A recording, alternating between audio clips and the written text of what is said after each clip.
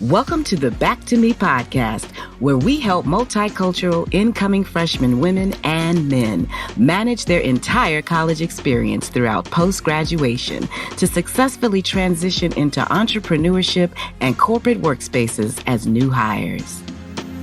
Back to me. Oh, I turned it around. I'm back to me.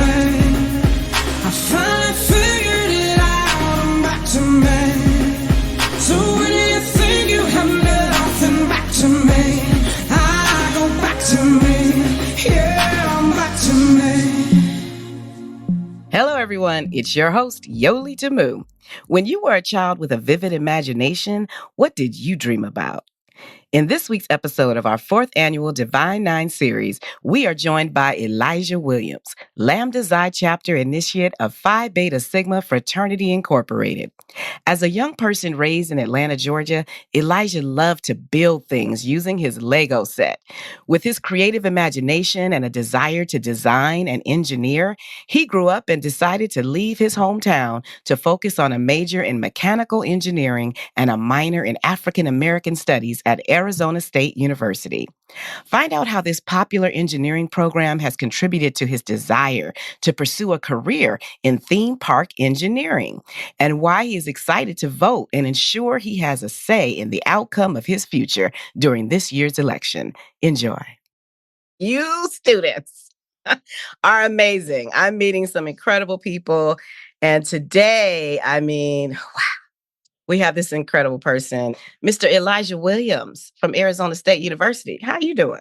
I'm doing well. How are you? I'm so good. I'm so glad to have you. You're a sophomore, right? Right now at Arizona State? Yes, ma'am. Okay, and a member of the Divine 9. I love it. Spring 2024 initiate of the Lambda Xi Chapter of Phi Beta Sigma Fraternity Incorporated. That's right. Love it. Over there representing with that fro. Woo! I love it. Okay. So when we start, we love to just learn a little bit more about you and how you decided on your major, which I believe is mechanical engineering. And if you can tell us how that started and why did you choose Arizona State? So I grew up in East Atlanta, and I came to Arizona State firstly because I wanted the change of scenery. I really wanted to get out of the South a little bit. I lived there my whole life. I wanted to experience something different. But I also wanted to get far away from home because I feel like college, only half of college is the educational learning. I feel like the other half of college is learning how to be an adult. And I felt like I would not do that as effectively or as efficiently if I was still living at home. So I wanted to get out of the nest and really learn how to survive on my own. As far as my major, I've always been creative, hands-on kind of person. I remember when I was little, I used to say I wanted to be an inventor. I want to make things. And so, engineering was kind of the natural path for that. I chose mechanical engineering because it's a very diverse field where I'll be able to learn and utilize a wide variety of skills that really should allow me to work in any industry or do anything that I want to in the field. Mm-hmm. And I remember you telling me that when you were as young as, just a little person and you were playing with Legos, you knew you wanted to be creative then. That's right. That's right. How cool. Yeah, I used to deconstruct all my Lego sets just to have pieces to build what I saw in my head. So. Mm-hmm. Wow. So you knew when you grew up, you were going to do something in that area, possibly. For sure. How cool is that? Oh, my goodness. Now, you also have an interest in theme parks, I think you said, is what you want to do with this major? Yeah, that's my goal right now. I want to get into theme park engineering and theme entertainment engineering. It's a really interesting field. There's a lot more that goes into it behind the scenes, a lot of people don't see. But it's the perfect blend for me because, theme entertainment, you get that creative designer aspect of things, figuring out how to build these immersive experiences. And then you also get the mathematical engineering construction part and designing these rides, figuring out how you can simulate these different experiences. So yeah, theme park engineering, that's where my passion is. Wow. And how did that happen? Were you inspired by a mentor or did you take an internship to get exposed to something like that?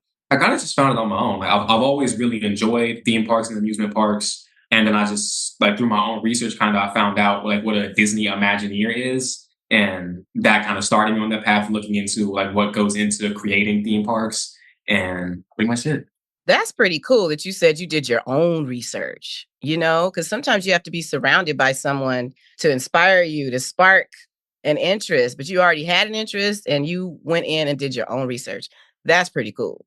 So now, as far as internships go, now you're a sophomore, so have the internships started, or do you need to be a junior or senior for something like that? Yeah, for most engineering internships, most companies prefer juniors and seniors just because like the information that you would need, you don't usually get until upper division, just because there's a lot of prerequisites and stuff that you need before you can start that. So internships are hard to come by as an underclassman, but I'm working on, I've been networking and building connections so that when I get to junior and senior year, I'll have people that I already know that I can call and say, hey, now that I'm here, I'm looking for an internship. Okay. And then speaking of networking, so when you hit the Arizona State campus, I mean, wow, that's a humongous place. Yes, it is.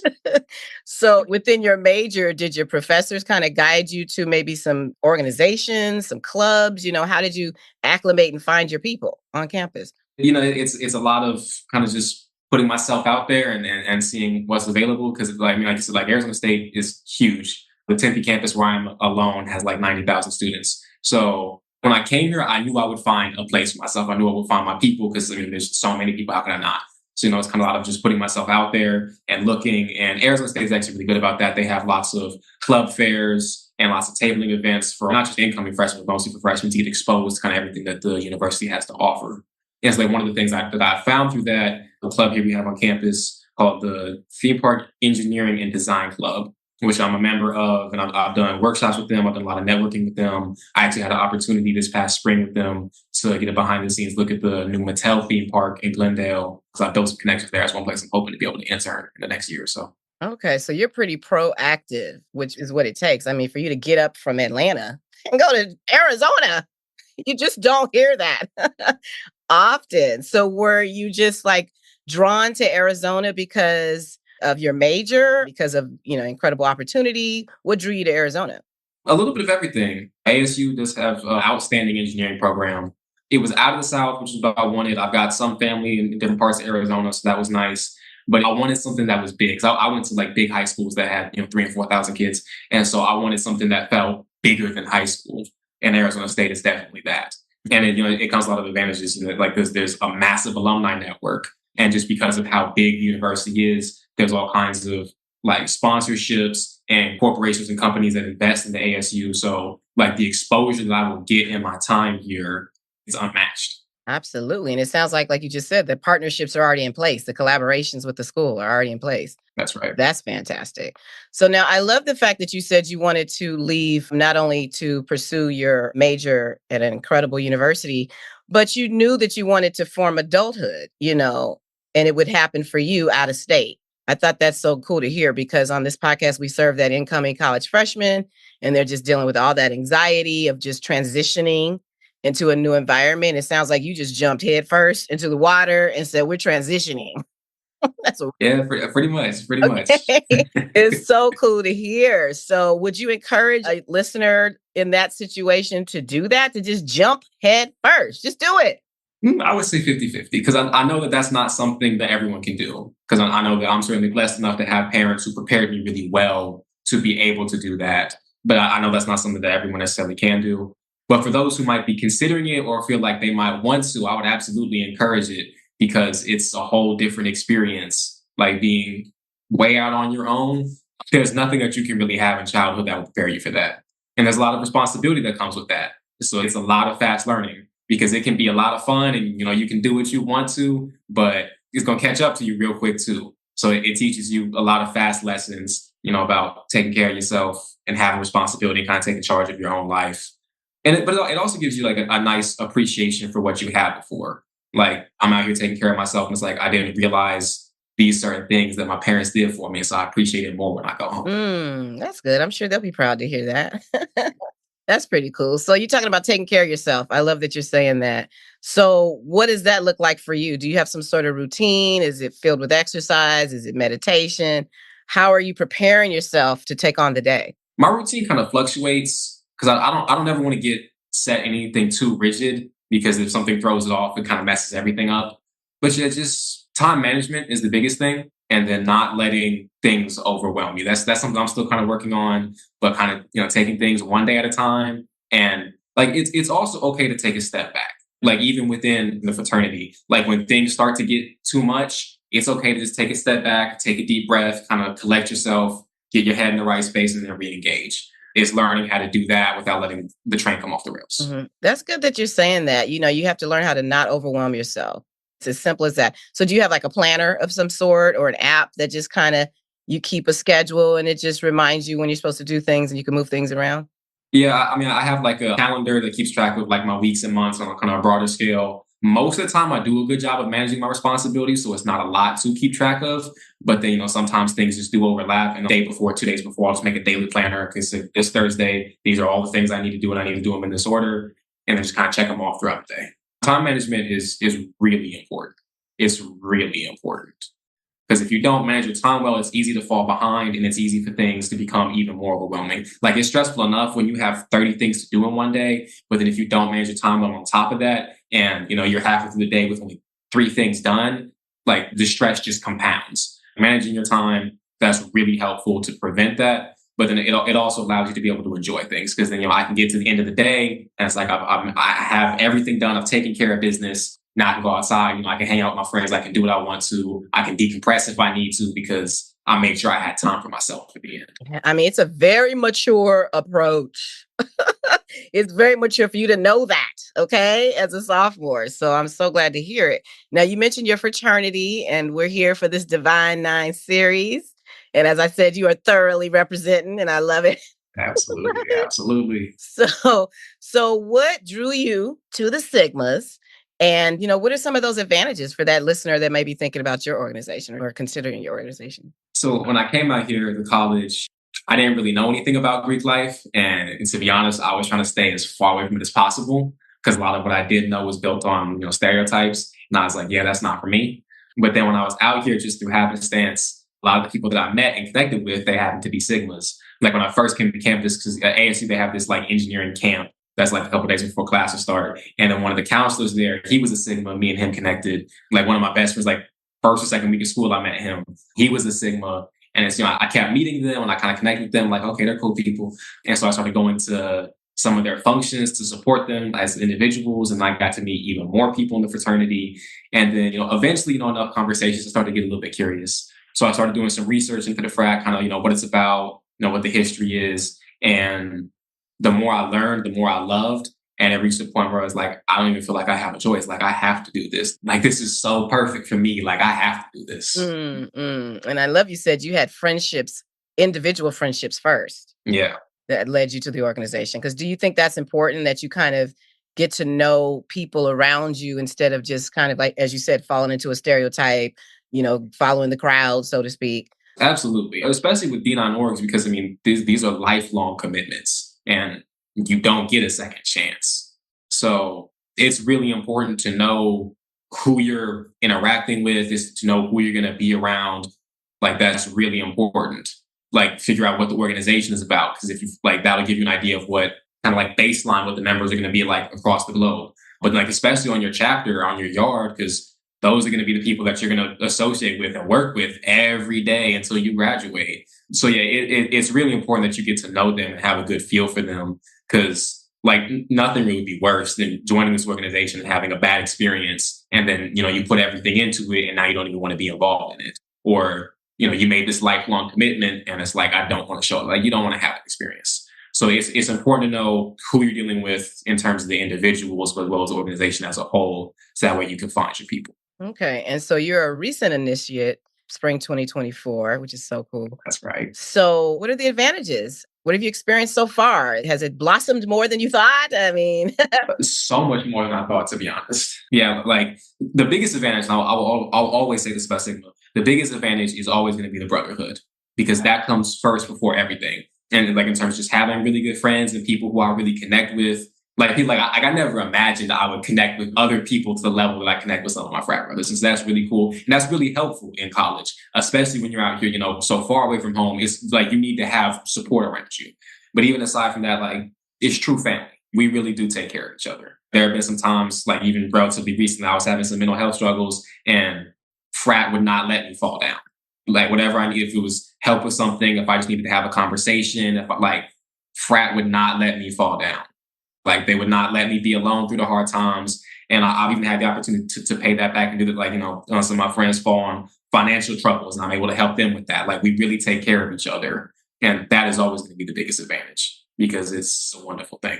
But then aside from that, because, the Brotherhood, that transitions directly into networking. So I've met through Sigma, I've met so many people in so many different levels of engineering and in different fields. And so that allows me to, gain some insight and gain some experience. And certainly in a couple of years, I will have a lot of people to call if I'm looking for an internship or if I need a job. I got a lot of people who I can call and people who can call other people. So the networking is tremendous. And then there are just other really great opportunities that Sigma provides. Like this past September, Frat paid for me to go to the Congressional Black Caucus. And I got to sit in and listen to these panels and be around all these change makers and stuff like that. So if you put into Sigma, Sigma's going to take care of you. Wow, that's pretty powerful. Everybody got to go to the Black Caucus. How cool is that?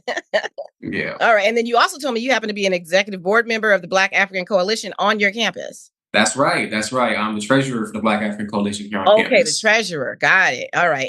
Within the board. How cool. Yep. You are about your business, okay? And you are a sophomore. I love it. This is too much. Okay. So now we know we're here. It's election season.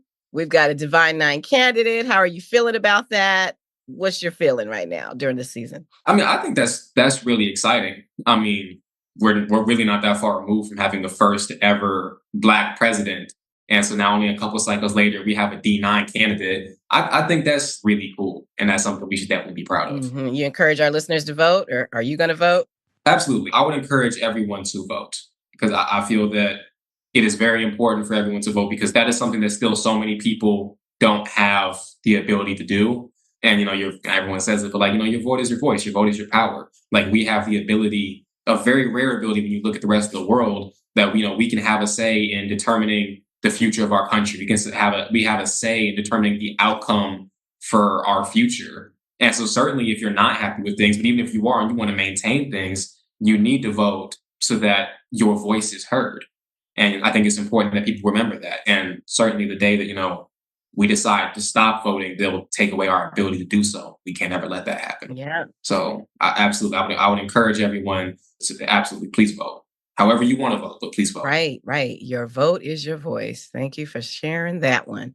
Okay, this has been so great. We always wrap up with these final words of encouragement, and I'm just thinking about our listeners that I really believe are going to be inspired by you, your energy, your tenacity, your intelligence about handling overwhelm and anxiety with time management. It's just great. You've been dropping nuggets. So for that listener that's just, considering, whether college is even for them, you know what I mean? It's not for everybody. But do you really think that attending college is the best option for most young adults? I would absolutely say so. And like you said, it's not for everyone. If it's not for you, it's not for you. That's fine. But absolutely, if college is something that you have the opportunity to do, something that you're capable of, I would absolutely encourage it. First and foremost, knowledge is the greatest and most valuable currency on this earth. And it's something that can never be taken from you. And so any opportunity you have throughout your life where you can gain more knowledge and learn about things, you should always take advantage of that because that's only going to make you a better person, more capable person. So absolutely. But it's also it's not just, like I said, the scholastic knowledge, it's the experience, it's the life knowledge, because you will learn, even if you stay close to home, you will learn so much about this world and about who you are going to college and being in those spaces. And there's really nothing like college. If you pass up the opportunity, there's nothing else down the road that's going to be even anything remotely close to it. That's right. Especially when it comes to that networking, right? Right. Absolutely. I would encourage anyone who has the ability, who is considering it, please go to college. You will learn so much. And for most people, it is a really good experience. Yes. Okay. Well, man, this has been a great interview. Thank you so much. Thank you for being with us. Yes. So now if they want to reach out to you and maybe ask you some questions about your major or, just talk to you more because you got some wisdom over there. So can they reach you on IG or maybe LinkedIn? Where would you like to send people? Yeah, I don't really have social media, but LinkedIn, definitely hit me on LinkedIn. Elijah Williams. Find my picture when I have my braids in. Yeah, absolutely hit me up. On LinkedIn. Okay, that's where the business is being done anyway, on LinkedIn. That's right. That's right. And that's another thing. Just, while we're speaking to young people, set up a LinkedIn. Make sure you have your name on it, have your profile picture, have an about you section, set up your LinkedIn. Yep. It's going to help you so much. Thank you for sharing that. Okay. Well, this has been fantastic. I appreciate you so much. Thank you. Absolutely. All right, Thank Elijah, you take care of yourself. You too. Okay. Bye-bye. Thank you for joining us. So if you're uncertain about your major, dream a little. You never know where it could lead you. For more information about other episodes, remember to subscribe to the Back to Me podcast, College and Beyond. I'm your host, Yoli Tamu. Leave a review at the end of this podcast, and if you would like to learn more about other special events, join the Back to Me podcast group available now on GroupMe, or simply text Back to Me to 833-206-4565. Until next time, be well. Back to